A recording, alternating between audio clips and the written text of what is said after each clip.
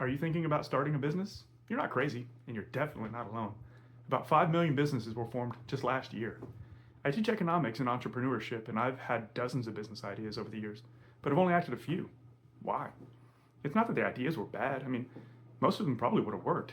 See, the problem is, most people ask, is now the best time to start a business? The truth is, nobody can answer that except for you.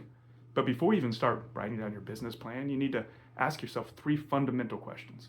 One of them is obvious. One, most people misunderstand or flat out lie to themselves about.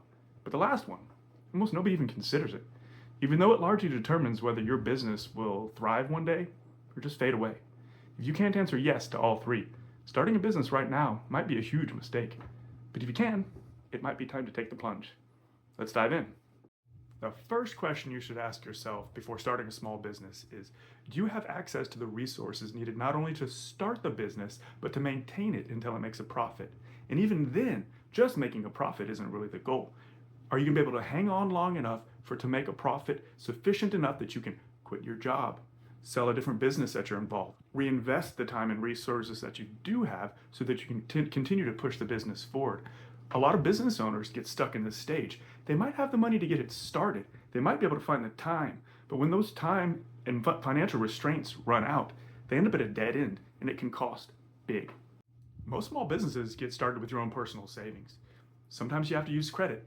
A lot of people borrow money from family members. Personally, I don't recommend this. There's no quicker way to make Thanksgiving awkward than to borrow money from your dad and not be able to repay it. Don't expect to be able to walk into the bank and get a big loan.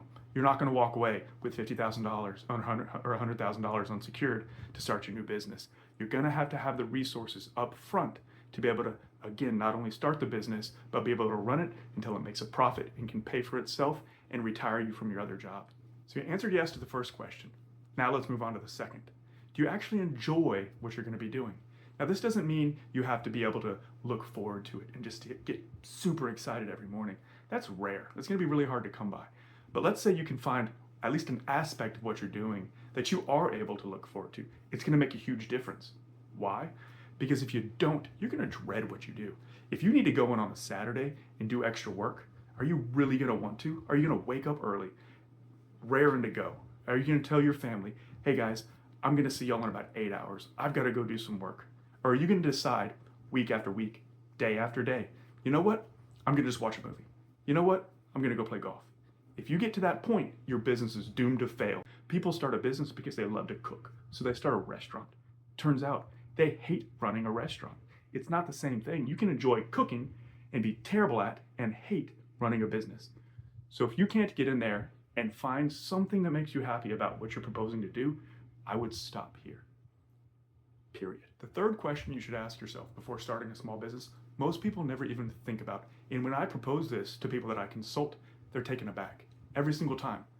None of them have ever thought about this. Ask yourself, do you have a plan in place if things go worse than expected or if things go better than expected? You might be surprised by this, but most entrepreneurs have no idea what they're going to do if their business takes off and explodes.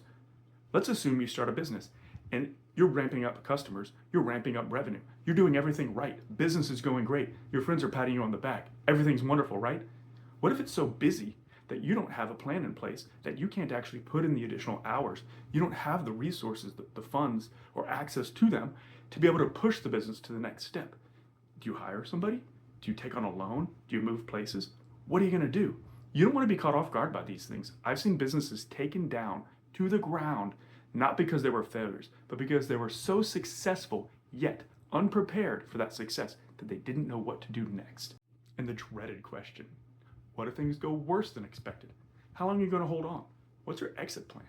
What if your family all of a sudden says, you know what, honey, I love you, but this isn't working. Are you ready to hang up the towel? That's a question you're going to have to ask yourself. And you don't want to be caught off guard when the first time that question enters your mind is from somebody else's lips. What are you going to do? You might not have to have all the answers in place right away. Before you start, there's going to be unforeseen things. There's a 100% chance that you're not going to see everything coming. It never happens. But what you need to do is at least have some idea of what you're going to do, where you're going to turn, what decisions you can make when the time comes if things don't go as well as you hoped they will. Pray for the best, prepare for the worst, but don't get caught off guard Either way, things get ugly quick. Not when people make mistakes, not when people don't know what to do, but when people aren't prepared when things go differently than how they expect them to go. Answering yes to these three does not mean you've got a great business idea. Don't get me wrong, 95% of businesses still fail, and a lot of those businesses that fail could probably answer yes to these questions. You still have to do the overwhelming majority of things right for your business to be successful. But if you can't answer yes to these three, trust me, you're better off thinking of a different game plan where you can answer yes to all these three, or you might just have to wait. The circumstances might just not be right for you right now. So, is now the best time for you to start a business? That's up to you. You need to start by asking yourself these three fundamental questions and make sure that the answer is yes to all three before you even go on to the next step. That doesn't mean you're going to have all the answers. Nobody does. Expect the unexpected, but be prepared regardless of what happens. That's the key to success. The last thing I'll leave you with, I've seen this over and over again in my life.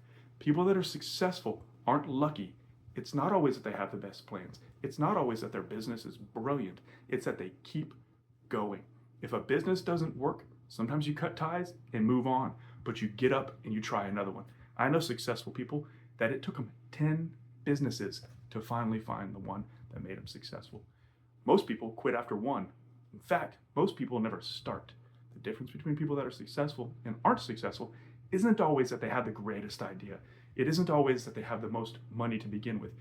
It's not even always luck, but that does play a role in it.